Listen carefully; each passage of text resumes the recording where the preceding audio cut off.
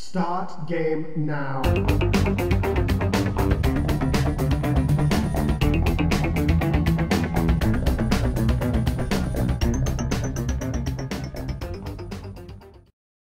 Barry is back because we have another football game, and again for the Super Nintendo, but this time it's space football? Interesting. Let's go ahead and take space football for our Super Nintendo, pop it in and see what this game is all about. Let's go to the game. Space Football 1-on-1 was published for the Super Nintendo by Triffix Entertainment and carries a copyright year of 1992. It is a futuristic, Ballblazer style one-on-one hovercraft based sports game for 1 or 2 players. At the beginning, you select your player, and then it's to the Mode 7 Dome, where 2 men enter and 2 men leave once the game is over. Once in your hovercraft, you chase down a hover ball and try to carry it to your goal for a point. However, this is not as easy as it sounds. First of all, you need to locate the constantly moving ball. If you touch it when it is freely floating, it will attach to the front of your ship, but only for about 4 seconds, at which point it will blast away from you automatically. When in your hovercraft, you press B to accelerate and A to go in reverse. While moving, you press right and left on your D-pad to steer and use the shoulder buttons for sharper turns. Pressing up on the D-pad won't move you forward, but instead will turn your ship in place to face wherever the ball is located. But since the ball is constantly moving, so will you be when you use this feature. You can also use the Y button to fire the ball when you have it in your possession or try to knock it out from your opponent when they have it.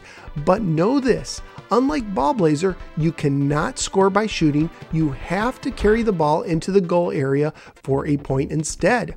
Also, various obstacles can appear on the various playing arenas, including arrows that force you in a direction they are pointing, spinners that spin you around and round in place, and circles that will make you jump. This may have seemed like a good idea on paper, but in practice I found these to be a big nuisance that really interrupted the flow of the game. If you win, you get a password for the next level in case you want to return to the game later. And that, ladies and gentlemen, is Space Football 1-on-1 in a nutshell. Graphically speaking, I thought the game looked like a below average Mode 7 base game. F-Zero, which came out a year earlier, looks much better than this game in my opinion. The music and sounds didn't really do much for me either, but at least this is a family-friendly game. On eBay, loose copies are fairly cheap, going for about $5 to $6, and complete copies can be had for about $13, and as always, those prices include the shipping. So what did I think of Space Football? Honestly, the game felt like a chore to play. I spent most of my time trying to figure out where the ball was, and when I did, it was usually way too far from my goal to score once I got it. I felt like this game was more of a fetch quest than a sport title. What's sad is that this game tried to copy Ballblazer, which came out years earlier and was much more enjoyable to play. Ballblazer keeps things simple and fun, whereas Space Football removes the smooth gameplay and the fun with it. Even the Atari 7800 version of Ballblazer, which I reviewed in episode 155, is a much better game despite the fact that it plays on hardware that is nowhere near the level of the Super Nintendo. So where am I going to rank Space Football? Well, I've only ranked 2 other SNES games, and both of them are much better than this, so I'm going to make Space Football 1-on-1 my number 3 ranked game, which sounds good until you realize I've only ranked 3 games so far. Space Football, it tries to copy a classic and fumbles. If you enjoy retro-related videos, would you please click the like and subscribe buttons? You can now support the show through Patreon as well. Just follow the link below in the description.